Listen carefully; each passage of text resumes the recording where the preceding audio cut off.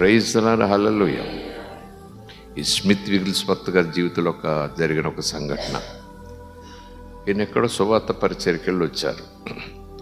వచ్చిన తర్వాత ఆయనకు సమాచారం అందింది. ఏమనంటే ఆయనకు తెలుస్తున్న వ్యక్తి పగలంతా మైన్స్లో పనిచేస్తాడు, రాత్రి సువార్త ప్రకటించుకుంటూ పోతాడు, మళ్ళీ పగలంతా డ్యూటీ. చాలా బలమైన పరిచర్య చేశాడు అతను. హీలింగ్స్ పరిచర్య కూడా చేశాడు అతను. అతనికి అనారోగ్యం వచ్చిందని, టీబీతో శరీరం అంతా కృషించిపోయిందని, ఆల్మోస్ట్ బోన్స్ కనపడుతున్నాయని, చనిపోయే స్థితిలో ఉన్నాడని, 6 సంవత్సరాల నుంచి మంచం పట్టాడని ఈయన తెలిసింది. ఈయన పిలిచారు. ప్రభు కూడా, అతని పేరు లాజరు, లాజర్ను నేను లేపుతాను, లాజర్ను నేను స్వస్థపరుస్తాను, వెళ్ళు, లాజర్ను లేపు అన్నారట యేసు ప్రభు. స్తోత్రం కలుగునుగాక.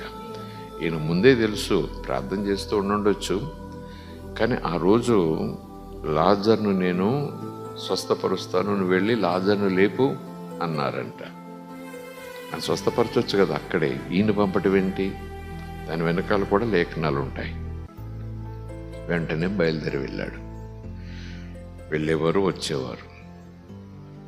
ఆయన అందరినీ పైకి రావద్దని ఒక 7గురిని మేడ మీద తీసుకెళ్ళాడు. అక్కడ వ్యక్తి పడుకుని ఉన్నాడు. ఎముకలే ఉన్నాయి, కళ్ళలో ఉందట ప్రాణం, చర్మం అంతా కూడా ఎముకలకు అతుక్కుపోయింది, కండ అసలు లేదేమో అన్నట్టుంది. వెంటనే ఆయన చేయాలి, అందరూ చేయి పట్టుకుని చుట్టూ నిలబడ్డారు. చదివాను నేను. ప్రార్థన ఏం చేయలేదంట. ఈయన కూడా ప్రార్థన చేద్దామని కూడా అనలేదంట. అతనికి అసలు మెలకువే లేదు, స్పృహ లేదు, లేడేమో అన్నట్టుగా ఉందన్నమాట. వింటున్నాడు. వెంటనే అందరూ కలిసి యేసు నామాన్ని పలుకుతూ ఆరాధన చేయటం ప్రారంభించారు. రిపీటెడ్గా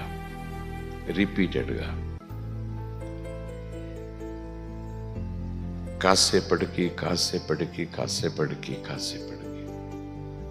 ఏం జరగలేదు. మళ్ళా 5-6 సార్లు ఏం అవ్వలేదు. సరే, ఈ 6గురిని కిందకి వెళ్ళిపోమన్నాడు. వెళ్ళిపోయిన తర్వాత ప్రభువును స్వస్థపరచనివ్వు అన్నాడంట. ఈయన ప్రభు నిన్ను స్వస్థపరుస్తానంటున్నాడు, స్వస్థత పొందుకో అన్నాడంట. మూలిగాడంట అతను. ఆ మాట విన్నప్పుడు అతని మనసు అక్కడ రాసి ఉంది. ఏమనంటే 6 సంవత్సరాల నుంచి పడున్నాను,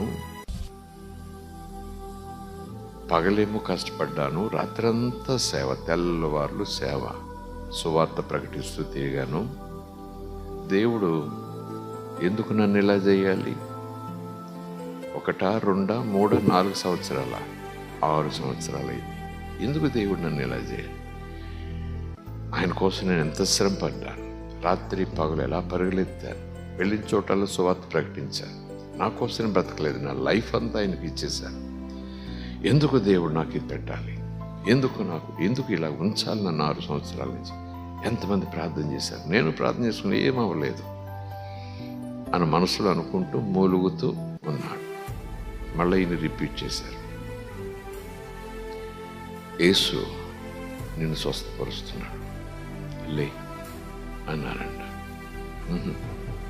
ఏం జరగలేదు, చెయ్యలేగలేదు, కాలు లేగలేదు. ఈయన కూడా కిందకు వచ్చేసారు. కిందకు వచ్చిన తర్వాత అందరూ చూస్తుండగా అతను బెడ్రూమ్లో లేచి నుంచుని బట్టలు వేసుకొని మెట్లు దిగి కిందకు వచ్చాడంట. స్తోత్రం కలుగునుగా. ప్రైజ్ ది లార్డ్, హల్లెలూయా, హల్లెలూయా. అందరూ ఆశ్చర్యపోయారు.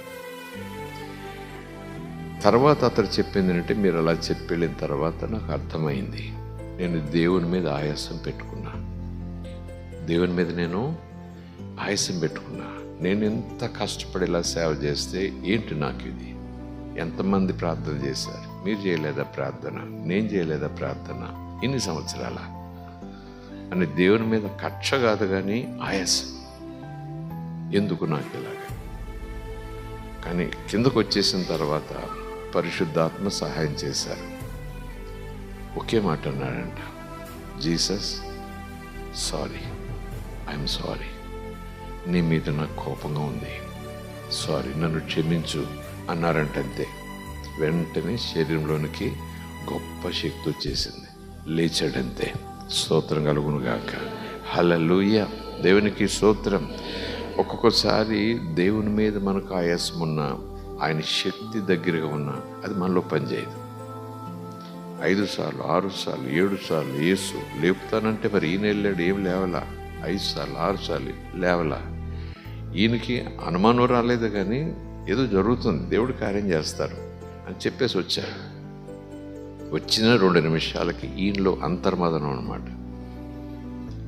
అంగీకరించు, ఆయన స్వస్థపరుస్తున్నాడు, థ్యాంక్స్ చెప్పి స్వీకరించు అని వచ్చేసారు ఈయన కిందకి. ఆయన వెనకాలే లేచి నుంచుని స్లోగా మెట్లు దిగి వచ్చేసారు. మళ్ళీ ఎన్ని సంవత్సరాలు బ్రతికి సేవ చేశాడు. స్తోత్రం కలుగును గాక. ఇవన్నీ అక్కడక్కడ 1 2 అనుకోవద్దు, అవి మన మధ్యన కూడా జరుగుతాయి, జరగబోతున్నాయి. ఆయనకు సమస్తము సాధ్యమే. Praise the lord. హల్లెలూయా. దేవుని మనకి స్తోత్రం.